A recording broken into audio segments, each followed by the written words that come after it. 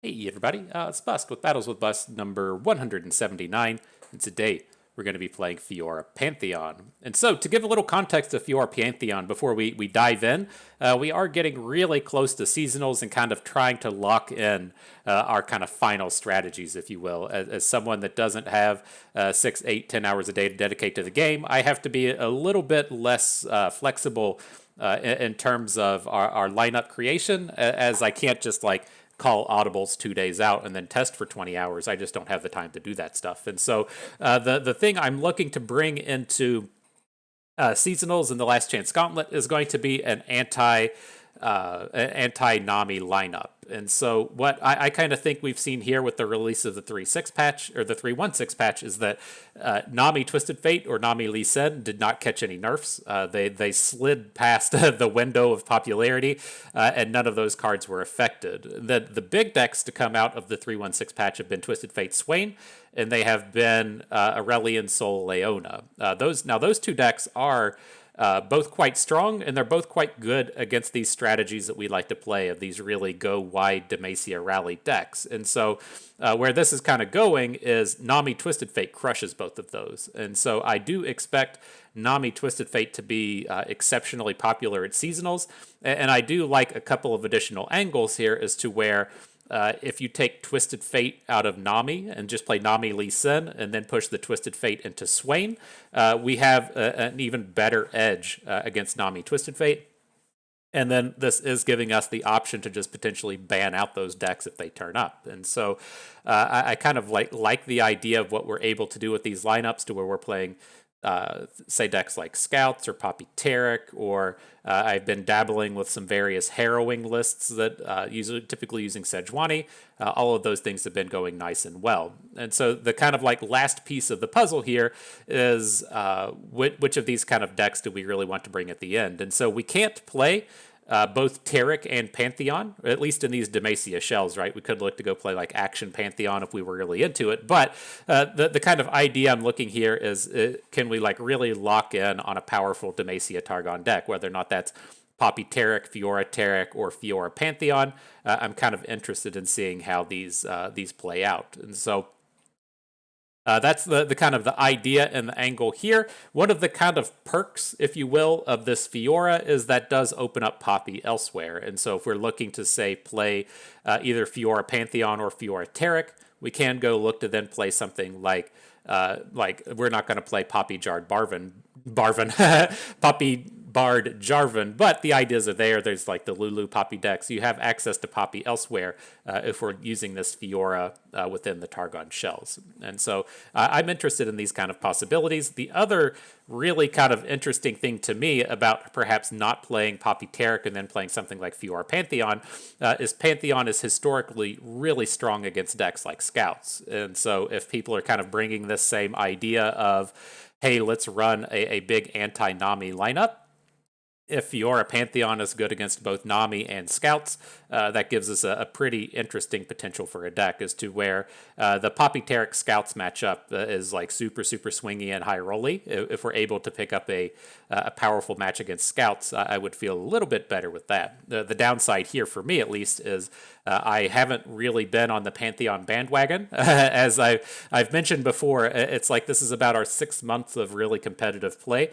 And when I was first getting into competitive, that's when Pantheon was at his prime, and we just weren't playing tons of Pantheon. And so I've kind of mentioned this before. It's like, I'm not complaining. It's just I don't have that, I call it muscle memory, as to where, you were used to playing Pantheon 6 months, 9 months ago. Now the deck is kind of surging. You already have that kind of like built-in muscle memory to where you have a lot of familiarity with the deck. I don't quite have that built up. It's going to take us a little bit longer. And so I do feel like really good about playing Scouts. I feel really good about playing Poppy Tarek. But the Pantheon angles are a little bit weaker for me. And so we'll give it a shot. We'll see how it goes. So for this deck itself, there's been a few things it's picked up since the previous Yumi versions of this.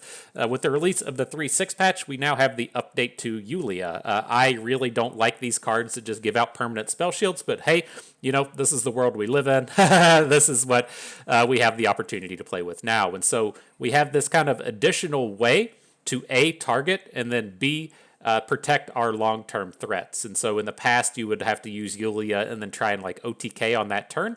But she now opens up these turns to where we can, say, play a Broadwing on 2, a Yulia on 3, pass out a Spell Shield, and then look to really build up that Broadwing with heals and equipment and combat tricks and everything, and not be so all in on top of it. Otherwise, we are using as our kind of finishing package is this big Overwhelms thing. So we're going to have Camphor as a big Overwhelmer, and then the more typical Pantheon. And so these are the kind of standard Pantheon kind of lines, right? We want to get a big unit down in the early game. It may or may not just build up, and be able to close out the game. But for the main part and most part, that early unit is just going to be a distraction.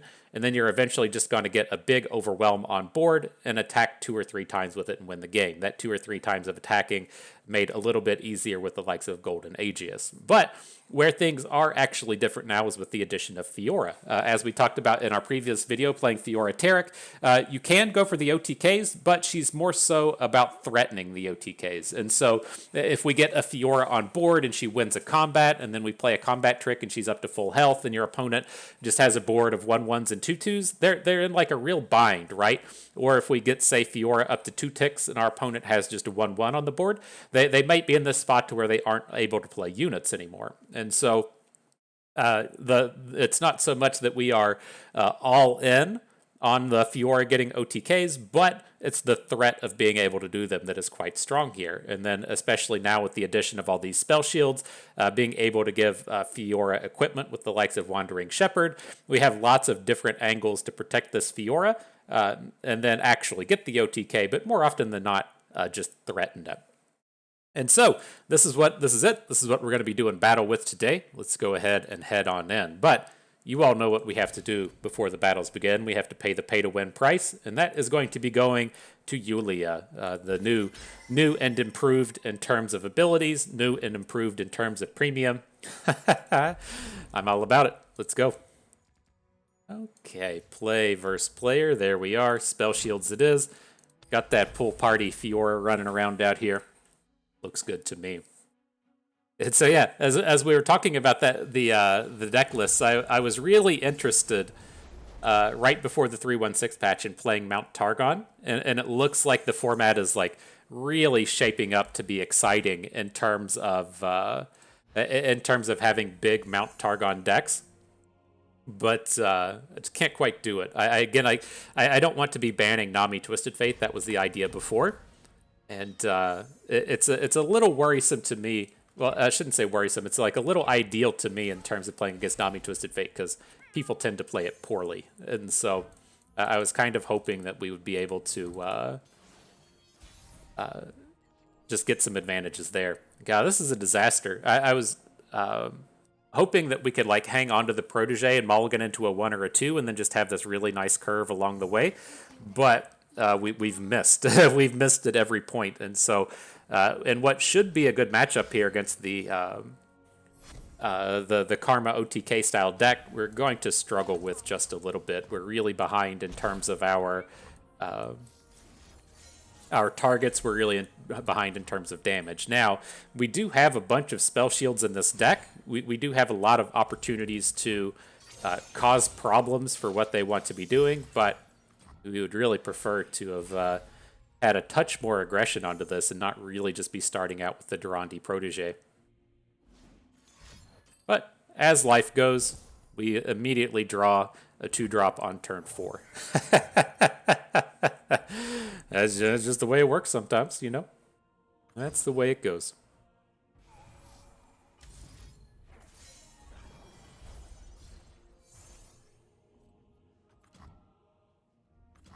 All right, we'll protect our bro. Then look to get Fiora down next turn. I mean, things are going okay. We would have. I really just wanted to, you know, not be on turn 5 with opponent being at 19. We would have ideally got them down to like 14 or 15 or so. Just a few more chunks of damage to help get these clears, and fell a little bit short. Very good chance our board just gets smoked here quickly, but.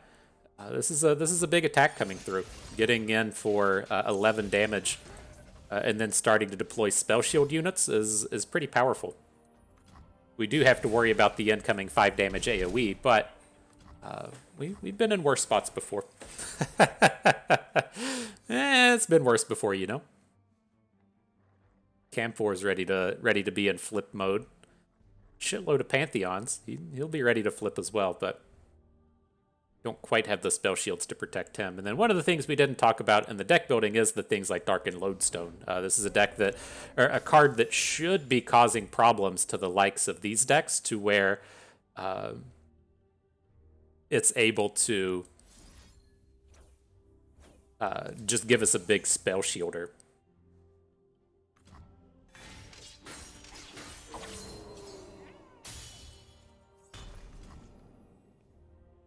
Alright, so there was our target for the turn. We're good with Cam4. We could be flipping Pantheon now if we want to, but I think I want to kind of save Pantheon for the next round. We still have a couple of opportunities for some more targets here.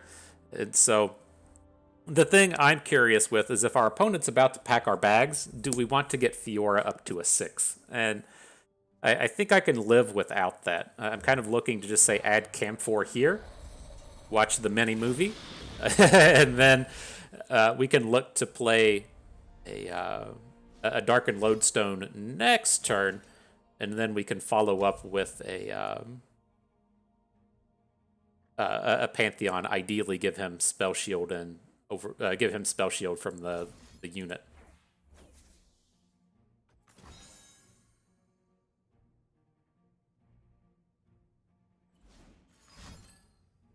Okay.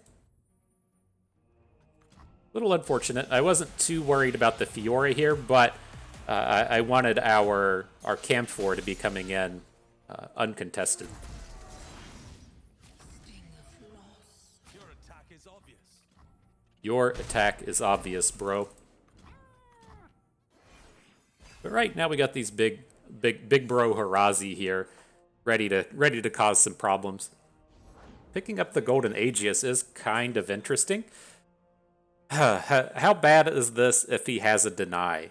It's not outside of the realm of possibility. But we do probably just outright win the game if he doesn't have it. I think the thing to keep me away from deny is he's not going to be enlightened next turn. So we can just add Harazi, have the big spell shielder down, follow up with Pantheon next turn, and then perhaps get the a double attack in that way.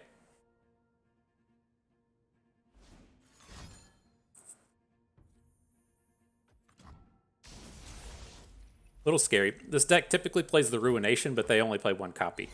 So we might be able to get out of the shenanigans this turn. Could have gone for an extra target with our Pantheon, but I don't think that's quite important here as much as being able to preserve with the trick, whether or not that's the vest or the gem.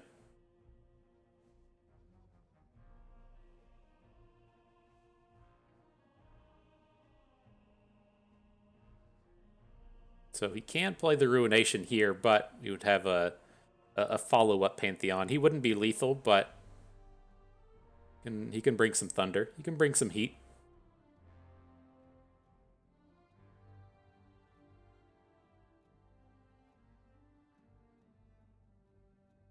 Should have picked up Spell Shield. If Pantheon knew what he was doing, he definitely would have... he would have definitely said, this is the spot for a Spell Shield. I feel it. I know it. This dumb Shadow Isles Ionia player is going to... he's going to try and cause some problems.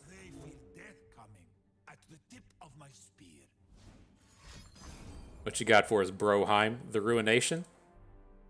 Okay.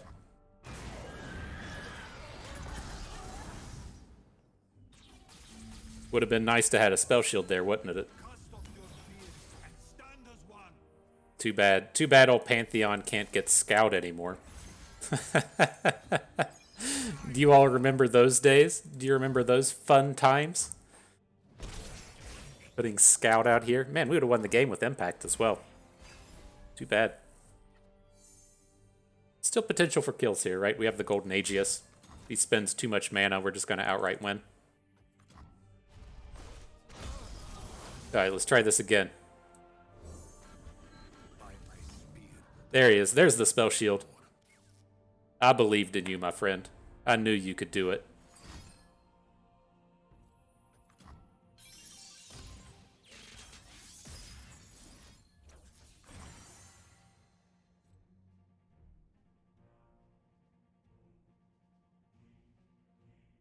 Rip it, roll it, put it in your pipe, and smoke it. That's what this is all about, right? Shouldn't be any ways out of this for 3 mana. I guess I'm about to be shown my incorrectness, but... Oh, what is this?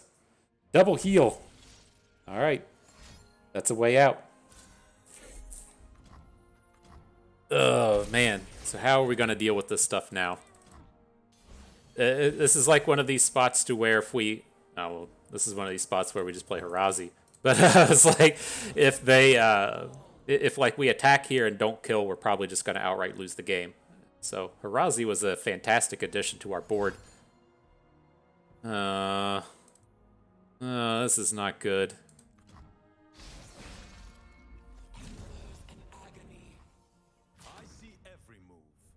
This is not good.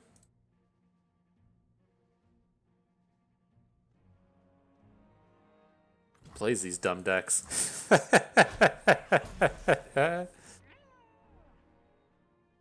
see, this is what I was talking about in the early game here, as to where, you know, if really just looking for a 2-drop, and if we had that 2-drop to punch in a couple of extra points of damage and have a little bit of that early game tempo, then life would be different. But didn't quite fall how we wanted.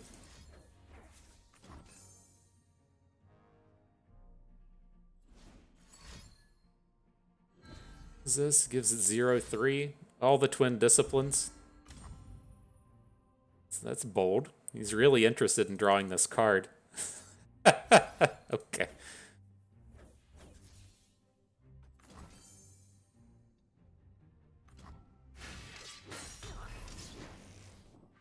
Alright, no thank you. We're gonna have to cut the video short because of this guy. We've been playing this match for like 30 minutes. Alright. There it is. Good stuff. The power of the spell shields. Welcome. Great mechanic. Glad someone invented that.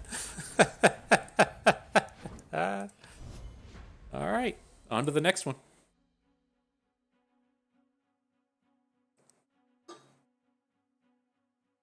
Dumb decks like that. That's why we want to be playing Targon's Peak.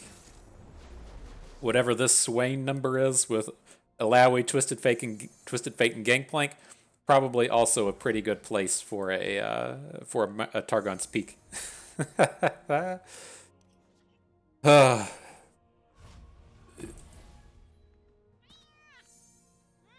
just can't do it. I don't have the testicular fortitude to play the Targon's Peak at seasonals. It's unfortunate.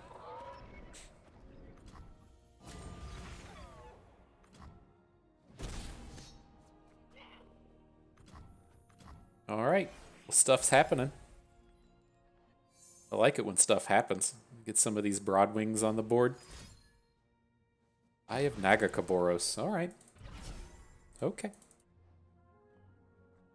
This is the spaces to where I'm like, I'm not like ultimately familiar enough with these decks to feel really happy about this stuff. I feel like we have to be cycling Guiding Touches here just to start getting our Camphors and such leveled up, but I'm sure there's a time to do it and a time to not, and I need to get like really familiar with this stuff really fast. I don't feel great about just adding Fiora. I think we have to give up being able to play the spells here. It's like I'm wanting to get the units in, and then have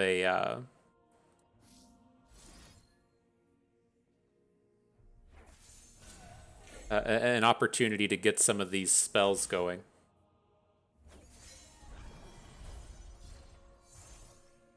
Let's get this board cleared. Like you're never gonna OTK with Fiora against Swain. They just have like too many things like whatever the little damage cards are called. The names are slipping me, but Scorched Earth, Nox and Guillotine, Disintegrate, all of those cards are pretty much on the table here. And do we just have to take this Swain damage? I'm not gonna like throw Fiora in front of him. That doesn't feel good.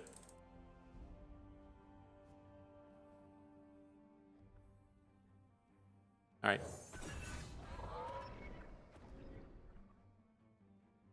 I'll take 7. Sign me up.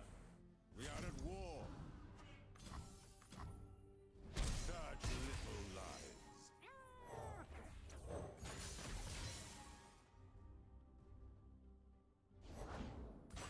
Jagged Cutlass. That was not on my radar of things to see today. So I think we're going to have to start just playing this like a little bit slower and then trying to go for a Concerted Strike next turn. We still have like a lot of really good build-up here as to where we can get the Camp 4 online and then get the Dark Load or the Harazi on board. It's just going to take a bit of time to get to, and this isn't a deck I really want to be giving a bit of time to. But he's probably going to get real interactive with Fiora.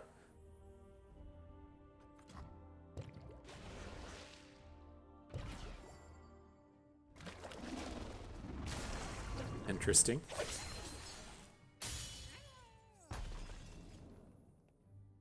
Not quite sure why that would come down.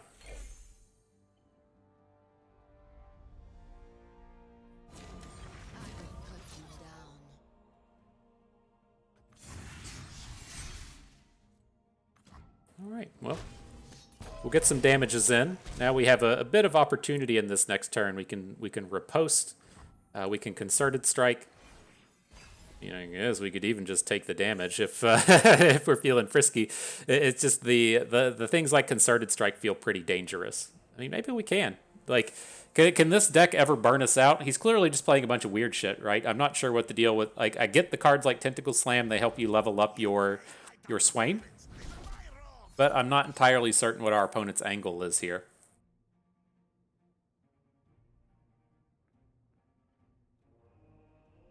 But I'm not thoroughly convinced that if we make the play of just go for Camp 4 and then next turn play Harazi, that we can't win with the overwhelms. Right now we have a 7 overwhelm into 2. That should be enough to do it. These are fairly challenging units to come in and deal with.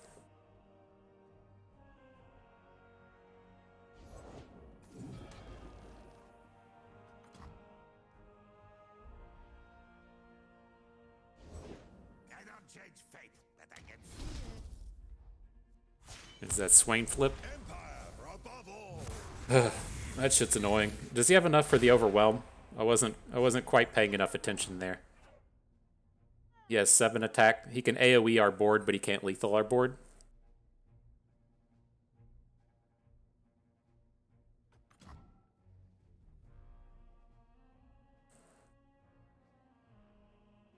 All right. This would be a great place to have a single combat. Would be great. I think that's fine. We're not on a Fiora kill here. We're on a Camp 4 kill. So I'm okay with that kind of stuff happening. We can still block Swain with Fiora and potentially get a shutdown. Okay.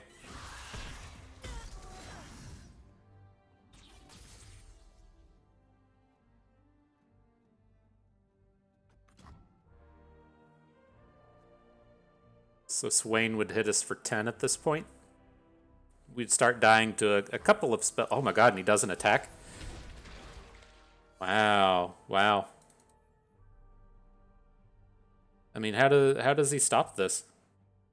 It has to be a chain of like 5 spells to stop the Camp 4 from getting lethaled.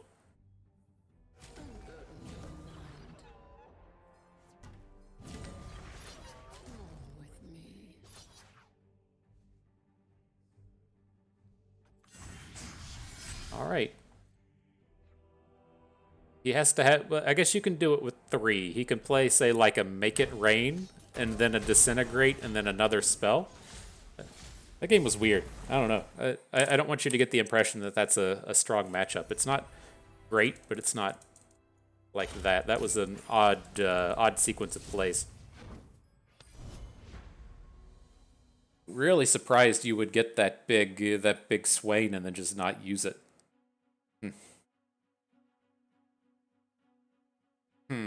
Stroke the chin, stroke the beard. Oh my gosh! Speaking of the Daily Penis line, I forget.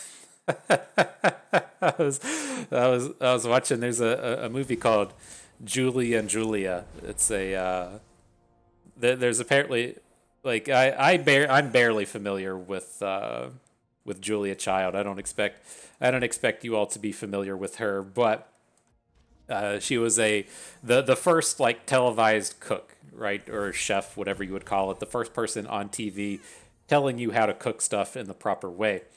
And so that was a thing starting, I think, in like the 60s, maybe the 70s. And then she ran up until some point in the 2000s, I believe.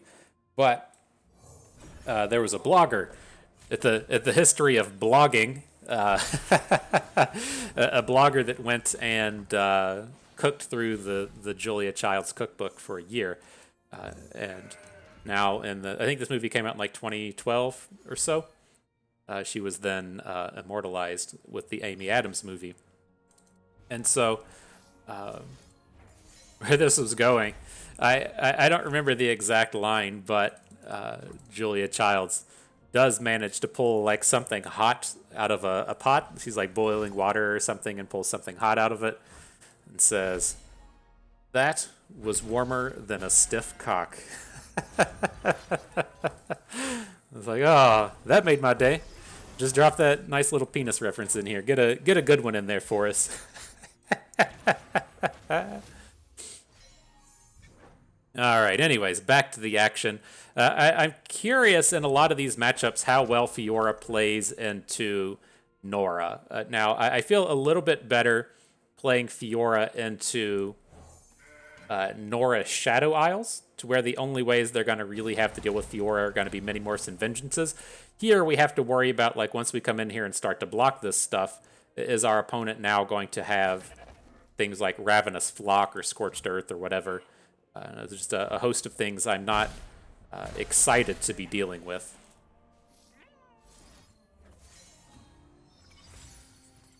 But we'll see. We'll see what turns up next turn.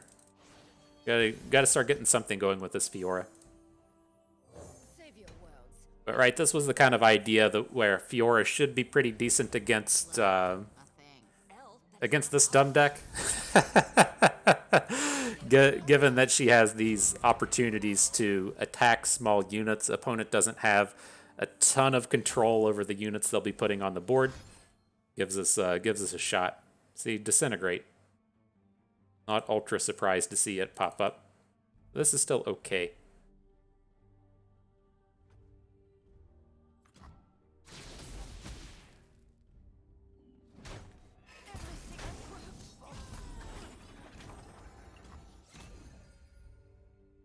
But as long as our entire game plan isn't centered on this stuff, I think it's fine.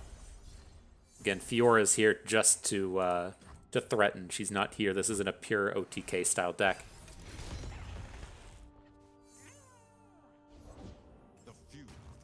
Get that Swain train out here.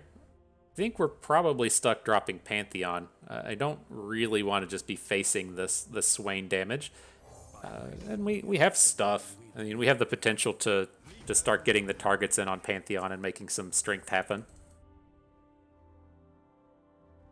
This is interesting. Is this just going to be a Make It Rain?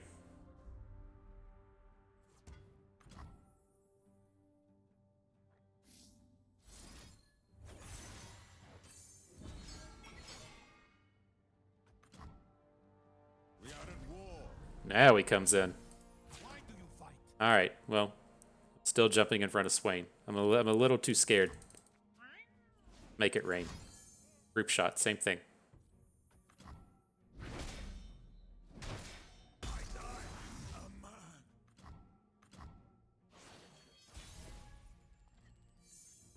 Okay, let's get this rolling. We have the means to take Swain down. Now, we should be able to build up some big board, and this is ideally just going to be a matter of finding a closer. What wondrous discoveries await below? A mistake is the first step to improving. A mistake is the first step to improving. Get that in your brains right there.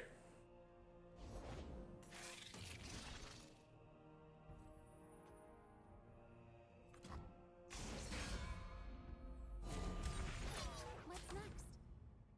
All right, let's see how this goes.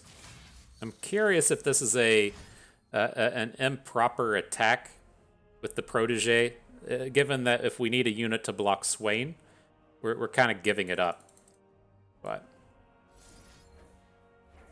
let's see how these dangers go.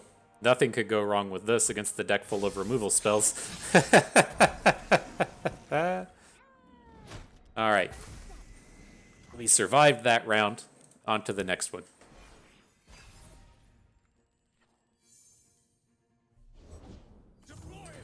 Awesome. We don't have powerful things like that. So it's like, this is what we get to deal with now, huh? The Leviathan. It's not even so much it's like the getting the card draw out of Swain. I'm so not used to this because all the other ones are so bad. Like, you never really want to be playing the Siren. You don't want to be playing Yasuo whatsoever. But the Leviathan is just like the real deal. It's like I would start to consider playing the Leviathan over things like Captain Farron. I think we're probably too far out of this one now, but let's give it a shot. Maybe we should have been a little bit more protective of our Pantheon.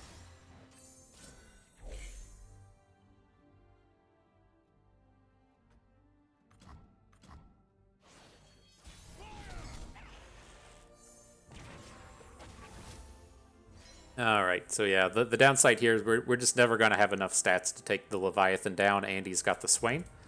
It's a little bit too much. But see, this is getting us in kind of like the realm of what I was talking about at the beginning of the video, right? It's like Swain is going to be everywhere. Swain just gets murdered by Nami Twisted Fate. Like, if you look at how that game sequenced out, on, say, like... It's like if they aren't hitting you with the giant, what you call it? If they aren't hitting you with the giant Swain hit, then they don't have any game against what you're doing. All right, another set of bad matchups. This is not a positive one with Leona Aurelian Soul. I'm still surprised that this is a deck people are playing, but it's good against our deck, so I guess we can't talk too much trash.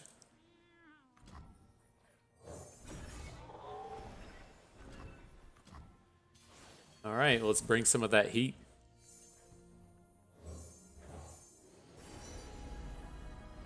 Go with the old Pot of Pain. Give us that 5-attack Formidable.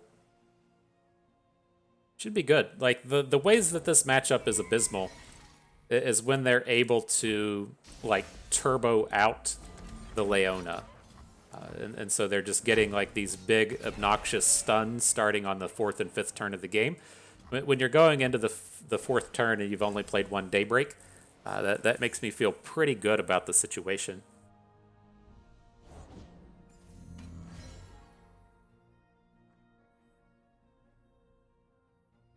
Always 2 steps ahead.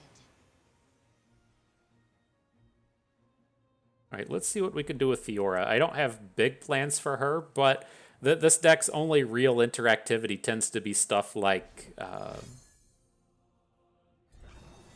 Sunburst. So, got a single combat just to make us look like fools, but typically doesn't have a lot.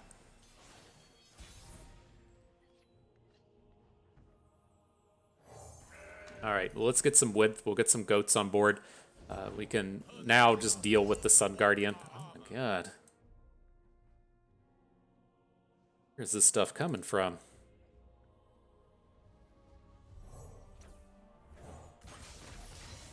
At least he doesn't have like a ton of health at this point, right? He does have a ton of health. He's only going to gain 1 off of the Sunforger.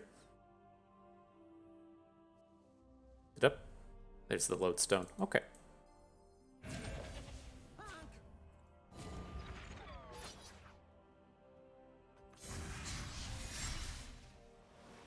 Warning, take you. Behold my work. Okay, this is fine. We should ideally be able to punch in a bunch of overwhelm damage, and the 1 health isn't that important anymore.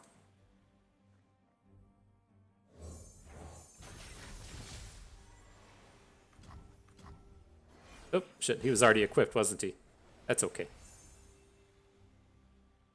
Little sloppy from old Bust. Clad in shining sunlight. We need, like, one of our big plays. This would be a great time to have a Fiora or have a Pantheon.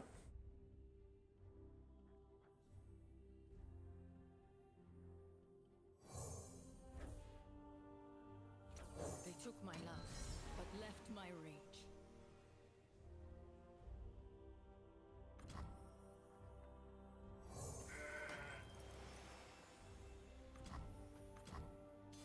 Alright, so how much can we do here without Harazi? I mean, maybe that's what we should have been doing is deploying some of these overwhelms, and then looking to just drop Harazi and get a big hit in that way. This feels a little slow They took my love. as we load up our goat because we don't have any faded units. Okay. Behold the divine power of the sun. First light illuminates the land. It gives us strength and guides our hands.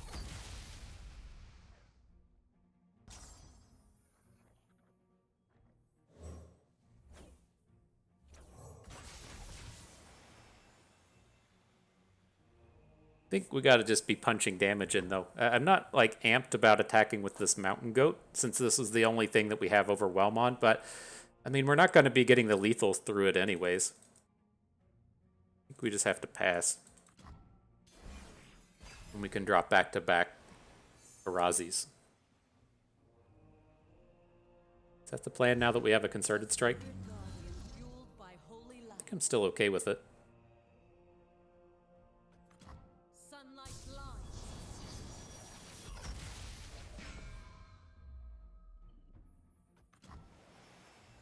Feel the sun's glory. See ya, goat. That's like, what? I don't know. I don't feel like super awesome about going after that Leona. Where's our things?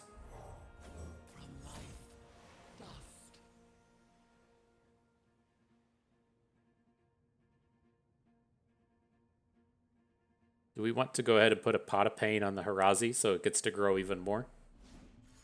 Maybe. Maybe.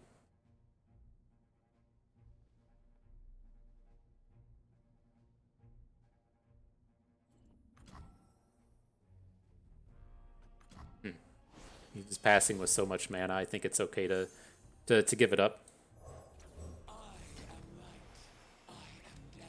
Uh-oh. Got them big boys on the board. Unbelievers. They will not escape punishment. And this will just pop a spell shield. This won't actually get a kill. Or get a stun. Rains down.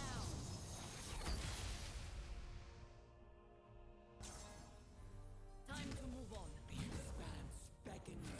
Now, do we want to do any growing on these Harazis with the gems? I'm not opposed to it.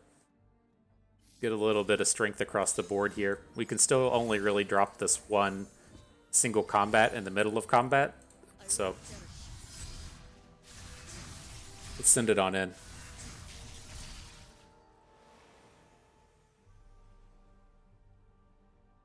Ever vigilant. Warning, take you. You cannot sway me. Alright, so far so good, I guess.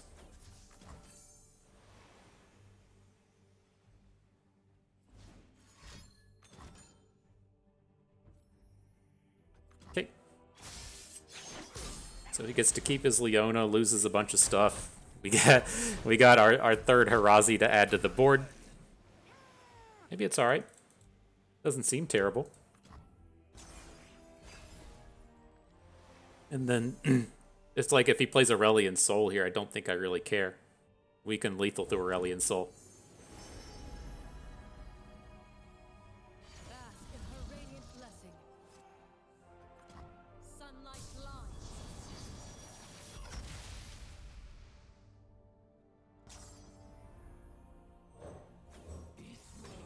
All right, it's another one. Oh, we should have healed. That was sloppy. I guess that's a little dangerous in the sense that if he has a Pale Cascade, then we would have just gotten like heavily invested. Oh my god, maybe we should have played this gem. That's how we're gonna fall, isn't it? Like you're not like really able to know though if like he's going to be dropping like an Obliterate. I think that was probably sloppy with that second one though. Like you know that when he plays the Solari Priestess, he's going to be shooting for either the 4 damage, 1 damage, or he's going to be shooting for the Obliterate. And if he hits the Obliterate, it's not a big loss in the gem. And then if he hits any of the units, nobody cares.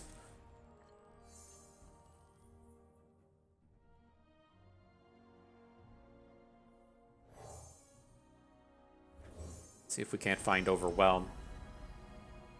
Scout is always interesting, but he doesn't have any scout units to attack along with him.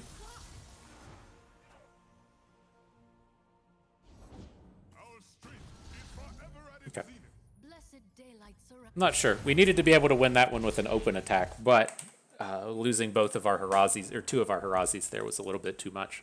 But that's, again, it's a nightmare matchup for these decks that I like to play. And so it's tough. I'm not sure on the strength of that deck. Like, basically what's happened is the 2 people that people are really looking towards for decks are going to be Mega Mogwai. And he immediately posted a Swain deck with the Fortune Croakers and the little one cost crabs in it, and that immediately picked up a lot of popularity. Then people iterated on it. And then Majin Bay is the other one that's just really, really popular, at least in NA. And he said, LOL, here's this Leona Aurelion Soul deck. And so I'm still in the camp that I just don't think it's any good. It does carry like kind of an absurd win rate with it, and it is really good against the decks that I like to play. But I think against like the broad strokes of the meta, it's just not a good deck. And the reasoning with that is a lot of the decks throughout the history of Runeterra are pretty similar, in that you're just putting a mountain of stats on the board, right? This is what Elites did. This is what things kind of like Poppy Jarvan did, but it had challengers. Like, this is a deck to where the only thing it has going for it is just a bunch of stats on the board. And if you can't win the game, or if you can't win the game without interacting with your opponent, then there's just like a big swath of decks that just come in and murder that. And so, like, seeing these 2 decks pop up makes me like really wonder if like how poorly I can play Nami Twisted Fate and pick up on it in 2 days. I don't think it's going to be enough. I think I'm just going to have to be more in the camp of hoping that we don't run against both Swain and Leona. Let's see. This is the stuff we're going to be running into back and back and back, and just throwing away all our LPs. Is we're going to be running into Swain and running into Leona. But let's see if we can't find something cheap out here. See if I can't bring out the Mount Targon after this. We might just have to do it. I don't know, man. I'm curious. It's like how much it's like. It's really tough in these formats, as like I don't want this recency bias to really like warp our decision, but we've played against Swain like this is the 3rd time, and we played against Leona once. That's like 80% of our games up to this point. But when you go to an event like Seasonals, you're going to see Swain decks like 25% of the time. And so I don't know how much I'm willing to camp on just not running into pirates and playing a playing a Mount Targon deck.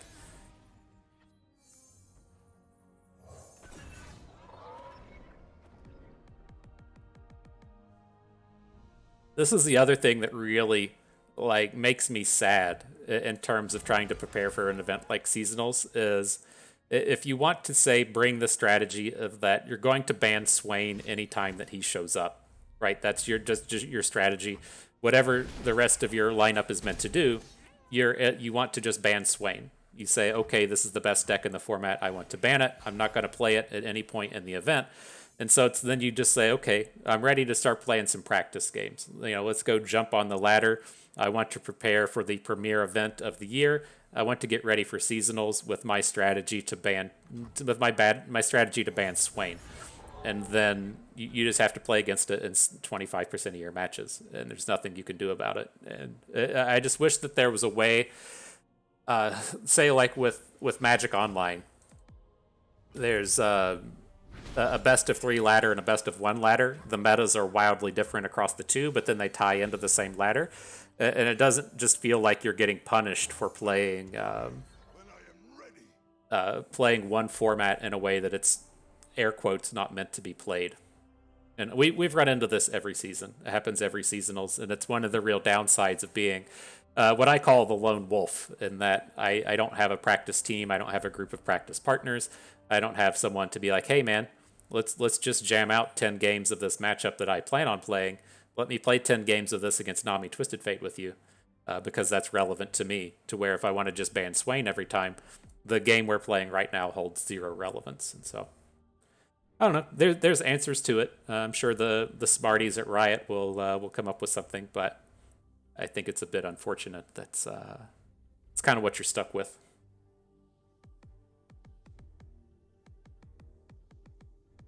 Right? It's like, what is the best ladder grinding deck right now? That's what you need to be taking to come and gather these LP. But that's not the same strategy that would be good for seasonals, and I just don't have real ways to practice for it. And that's the other kind of like thing that upsets me with Gauntlet is I get where Gauntlet came from, right? Gauntlet was essentially a mirror of Tavern Brawl and Hearthstone, as to where they were using it to test like wacky ideas, and it would come up on like a Wednesday and go away on a Sunday. That was the exact same thing that Riot was doing. And then the Gauntlet kind of warped from that. There was like the Singleton Gauntlet and then the Constructed Gauntlet, and they kind of went back and forth, and they never really like evolved upon it. But I think it's a tragedy that the only way to prepare for what is their premier tournament is to go outside of the thing, right? We can't we can't practice against other stuff. So it's like the thing is right there. Why they don't in the week leading up to seasonals just say, oh, okay, we're gonna leave Gauntlet up. Go play as much best of 3 as you want. Like that just seems to be like what would make sense to me. Especially given that if you get to a certain point on the ladder, you're just so heavily incentivized to not play games that it would be exceptionally nice if you could hit 2 birds with 1 stone in your ability to both now go and play oh,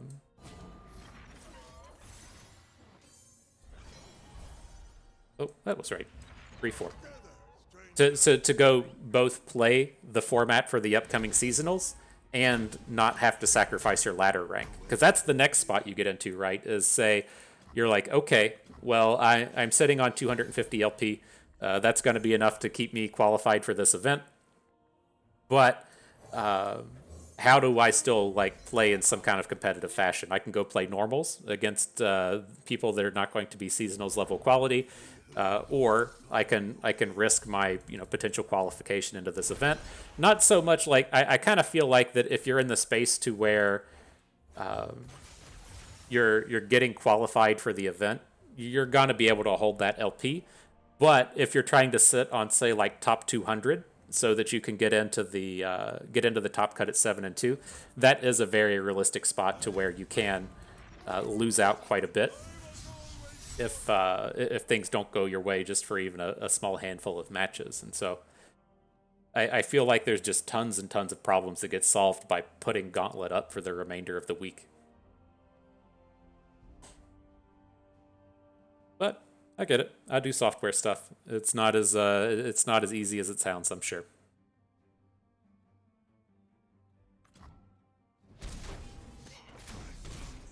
All right, rants aside, we're back up here against Sejuani Swain, the next flavor of Swain for the day, the Sejuani Swain.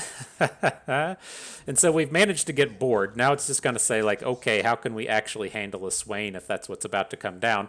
And I think, like, I mean, the option is, do we want to put the Durand Protege onto the Saga Seeker and see if we can't just block? I mean, we could just take this damage this turn. It's not that big of a deal. He's very far away from flipping. A mistake is the first step to improving. Let's be a little threatening with Saga Seeker here. I don't want to be, like, too involved with him. I don't think he's going to be, like, really threatening lethals next turn. It's just too easy for opponent to have a Scorched Earth or a Three Sisters or something to shut down the Saga Seeker, but I'm thinking we can probably get the win on the rally.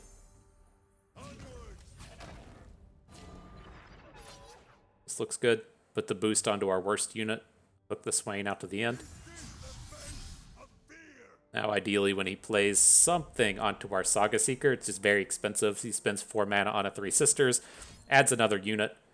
Still have the potentials for lethal here.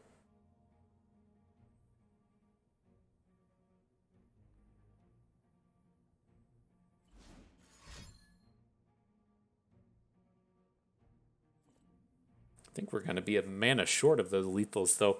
If he stops the Saga Seeker and falls to 6 and then plays a unit, doesn't sound good. Oh. That was an approach. So now he's going to fall to 1. I guess the thing we have to worry about here is with this Flip Swain being able to stun our units. That's one of those abilities that I kind of forget about. So, oh, we just lethaled him. I guess he didn't do the world's best mathematics there. Can't fault you, dude. I'm not good at that either.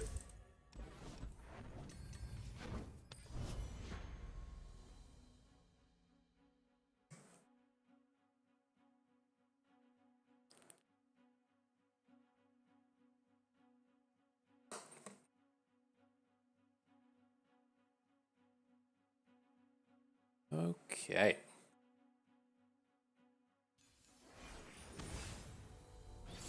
Looky there, it's more Swain. Looky there, looky there. I'm going to take the same strategy as before. It kind of failed a little bit earlier when we held on to the Protege and Mulligan for a 1 or a 2. Hopefully we get a little bit more payoff here now that we found the Saga Seeker. Come out from your shadows, demon.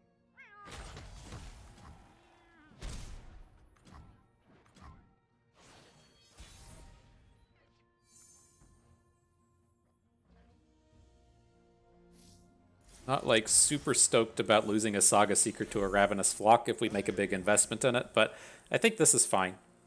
If we attack with the Saga Seeker and he blocks and then spends another card. If I kill you, I don't fortunes. Okay.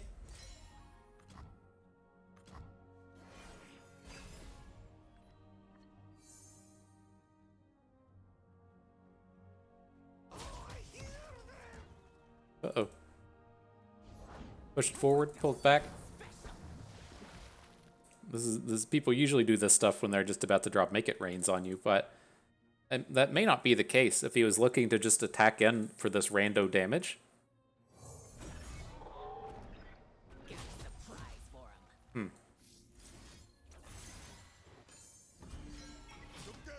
stranger. All right, well, I'll risk it. At least our Saga Seeker's big enough at this point to survive it. The flock. Okay. All right.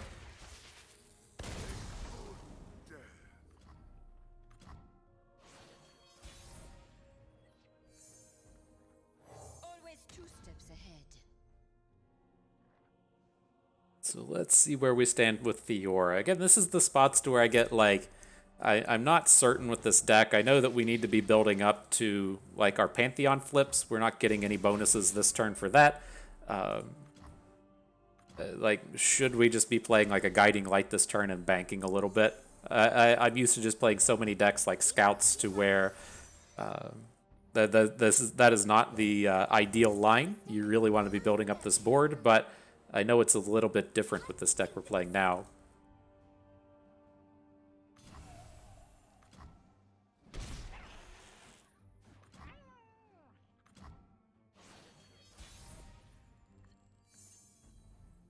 All right, more Durandi Protege. Feels like we probably want to get bored. I want to be playing like these Pale Cascades. We need to be drawing cards and cycling this stuff out of our hand so we have more stuff to do.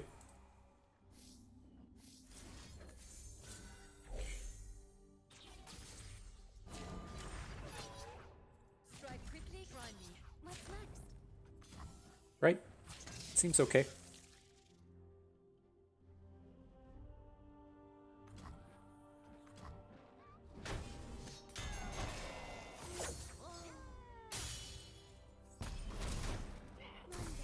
All right, Fiora gets a strike in and a guillotine.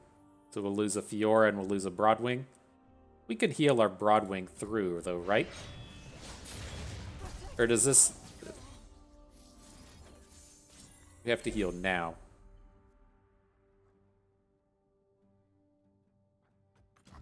I think... I got so weirded out with this interaction. Like, I ran into one to where a heal was played onto a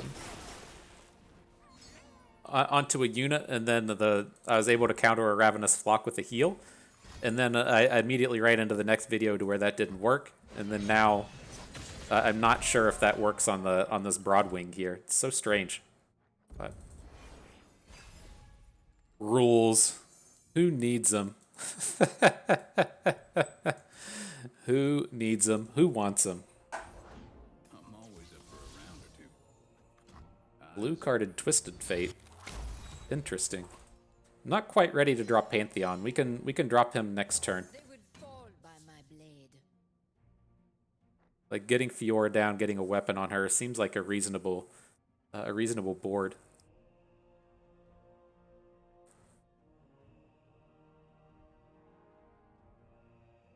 Maybe that's not well. Maybe the angle here, because he's like running out of stuff to do now, is to say Pale Cascade something so that we get the cycle and we get the target, and then we can play Pantheon next turn with the Weapon Master. And then have the Pale Cascade back up, then he'll get the Fated bonus and everything. Maybe that's the way to do it. We lose out on one target this way. But I will make the gods remember this day. Pantheon's going to make him remember this day. By the gods will no war. Didn't get Spell Shield, unfortunately, but it's got some other strong abilities in there. What you got? Overwhelm? I do like the idea of just picking up the Shepherd's Authority, but is he ever going to have to block? Maybe he won't have to block. Nothing greedy about what we're doing.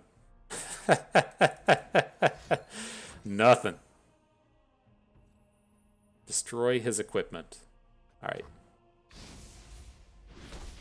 Fine, dude. I'm armed. Am I armed? Oh.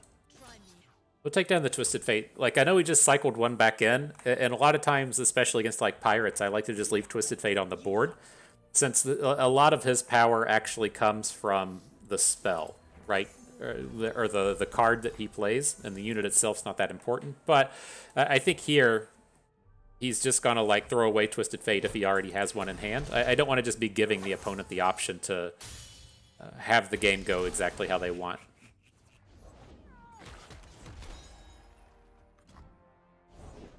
Like a fish in water. And zap. All right.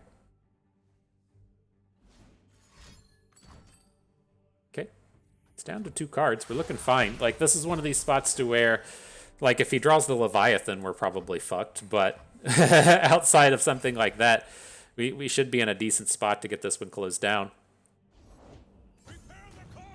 Well, he does Leviathan. Nice draw. I guess you were due.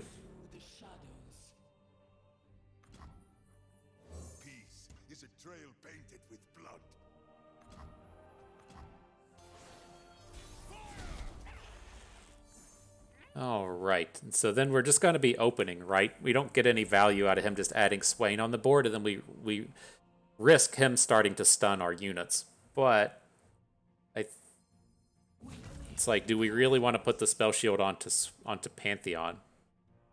I don't think so. I think we just want to boost our weakest unit, right? So he's going to put the Leviathan in front of a 7, a Codger in front of a 7, Zap would then go in front of the Durandi Protege. We're probably not lethaling this turn, but maybe we are. All right, GG. Now that was like what I was talking about earlier with the Mega Mogwai list. That's what that was. It's not good.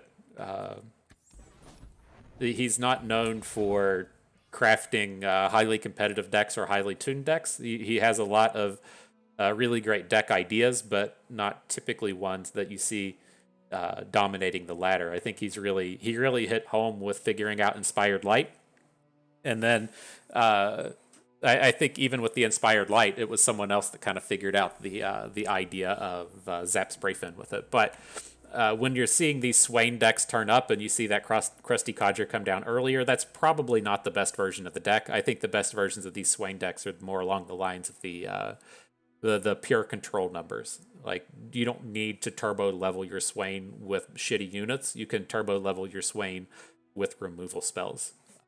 So I don't think people really have trouble flipping their Swain when they're just saying, like, you know, Death's Hand, Twisted Fate for 3, Ravenous Flock, that gets you up to 4, and then you just need 2 more incidental damage and your Swain is flipped, right? You don't need to play those bad units to get him going.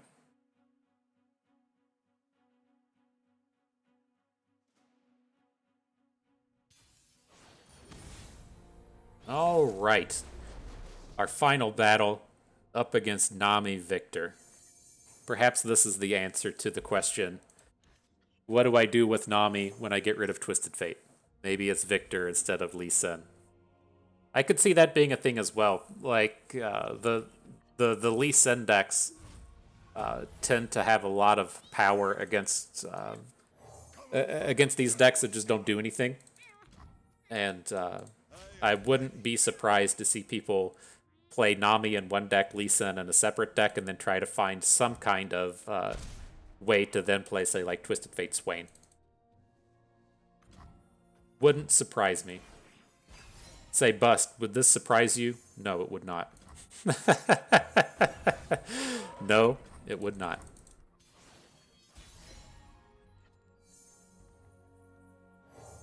It's tempting to just go for the damage here, right? He's not going to be adding relevant units to the board. Like, I don't think this is a matchup to where we're going to try and full control the board with this Broadwing. I think I'm just going to go the damage route here and put the Fated.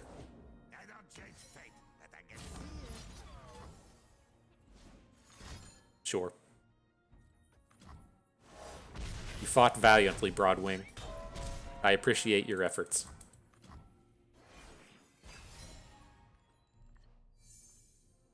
And I guess the big thing to come out and consider when playing against the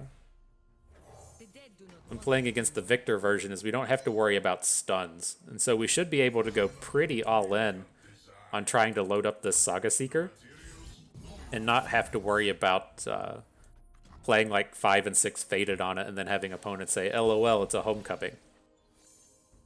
That's what they say. Every time, man, every time. They say, "LOL, it's a homecoming, bro." A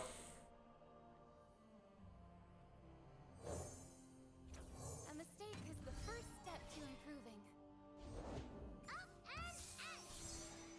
All right, so we'll get the attack in. I would assume he's going to put his two power units in front of our 2 health units. That's okay. Then we should have an opportunity to take down Victor without using the Concerted Strike.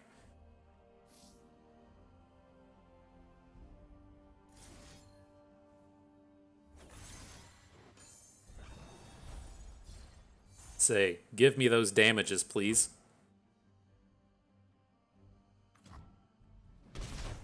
I tried. First step. Close. Now we're in the spot to where Saga Seeker plus a Concerted Strike can give us a kill. Swept away. Right, we attack with the Saga Seeker, opponent blocks, he has Overwhelm, we kill the unit blocking and go through for the win.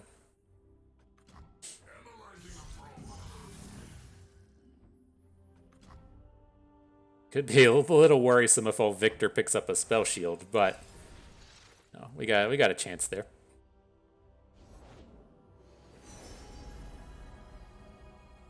It's an awesome day for progress.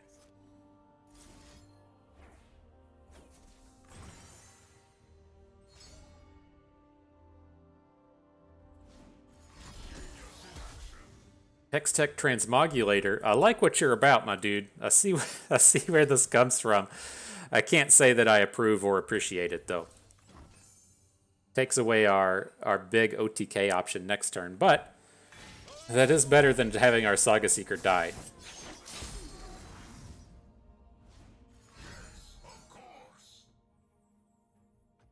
Alright. Victor doing Victor things out here. At least he hasn't hit lifesteal. That's going to be the next big problem.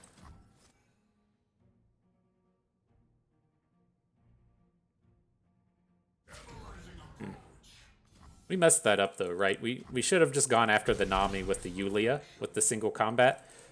I mean, we should know by now that it's okay to play around cards like that. Like, if something was going to go wrong, we would want that thing to go wrong on our Yulia and not on our...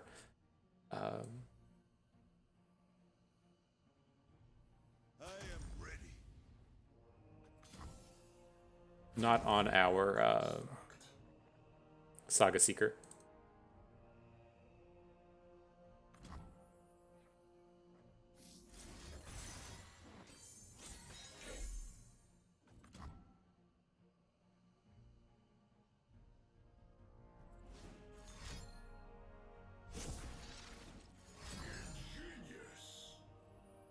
Another one? Oh my god.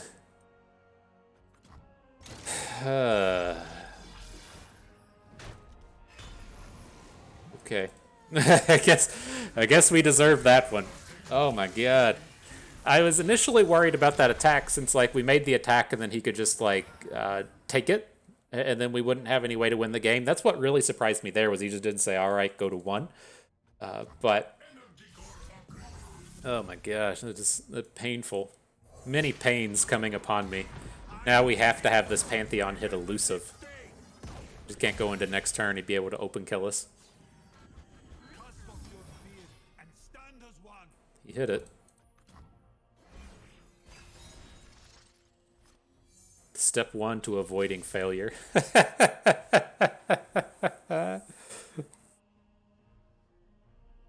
Fucking transmogulators everywhere.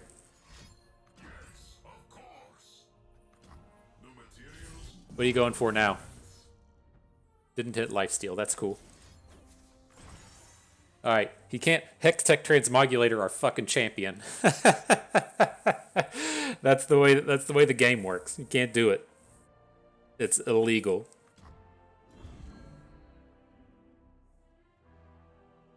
So we can try this here, see what happens. Our Pantheon's looking reasonably strong. He has impact, so he has to block it. Plaza Guardian. Like, where does this stuff come from?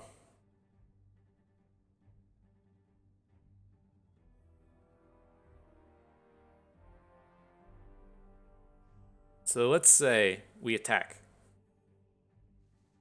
I don't like it just yet.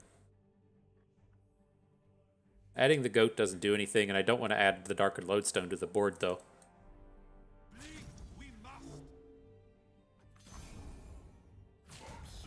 The other angle I'm kind of looking at here is, as long as we get Victor off of the board, we can just play this second Pantheon, and then next turn, still have the mana for Harazi. What is this stuff? Oh my god. What world are we living in?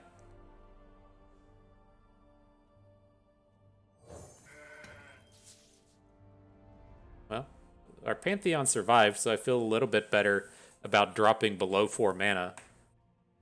Man, this is This is like playing Path of Champions. We should know what's coming up from our time playing the Path. Man. All right. They feel death coming at the tip of my spear. Is this how the lethal hits us? What the fuck does Mind Meld do?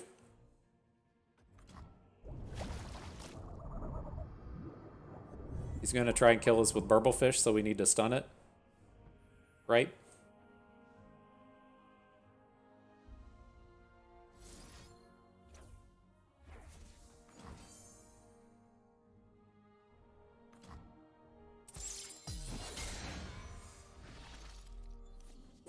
Well, we're not dead. That's a perk, I guess. Oh, that's mistake time, bro. He didn't hook in our Pantheon. Why wouldn't you do that? Now we have some options.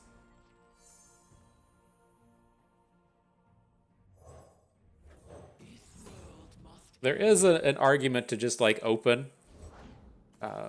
Right, we have elusive and he can't really do anything about it. But there's not a ton of cards he could have left there. I don't know, man. I thought that was going to be something interesting, like into that next level of how do we make this Nami deck work without Lee Sin in it or something. You just like, LOL, I'm playing for the memes. No faults there, no problems there. Just caught me way off guard with all the stuff that was happening. But nonetheless, a good set of games. This is like tough for me. It's just I can't say whether or not this is better than Poppy Tarek or Fiora Tarek. It's just a matter of I don't have as much experience with Pantheon as we need, and so I don't have this like built up knowledge of this is a good spot to just cycle a spell. You don't need to add to board here, right? I'm very used to these situations where you just want to like build up board and go in, and it feels like that's not really always the case with a deck like this, and I just don't have the muscle memory to see these spots like when we're in those games to where we have some bad units on board and then we have 4 cycling cards in hand. It feels like a spot to where you should probably be cycling, but I'm not entirely certain at what point it got there, right? When you like have that like shitty unit set on the board with the 4 cycling cards in hand, it feels like at some point you probably should have just not played one of those shitty units and then played a cycling card and use that as your means to look for something good, one of your big high impact plays. And so I don't feel really comfortable with this. I see the power in it, but it's tough for me to say. And then if you have a lot of experience playing Yuumi Pantheon, you probably you probably had a lot of hard moments in those games that we were just playing and seeing, oh, this bust guy's a complete dum-dum. But again, I do concede I'm not particularly strong with this, and this is actually the deck we made in our first seasonals when Pantheon was big. We made the lineup set to look to just ban this, and so we're in kind of that same spot again as to where I'm curious if Pantheon has kind of a comeback to him or not. And so I think in terms of this deck, I wouldn't really. I wouldn't say that I don't recommend playing it. It looks like it has a pretty strong win rate right now. It's just not good for me. I need to get a ton more games in it if I want to have something good coming out of this. The things that I really took out of this are, it feels like the Darkened Lodestone is exceptionally powerful right now. We're probably going to be in a lot of these kind of grind fest games to where getting that big Harazi down at the end of the game is going to be quite important. And so if we do look to play Fiora Pantheon or Poppy Tarek, I think in our Poppy Tarek, Fiora Tarek, whatever, we're only playing 1 copy of the Lodestone.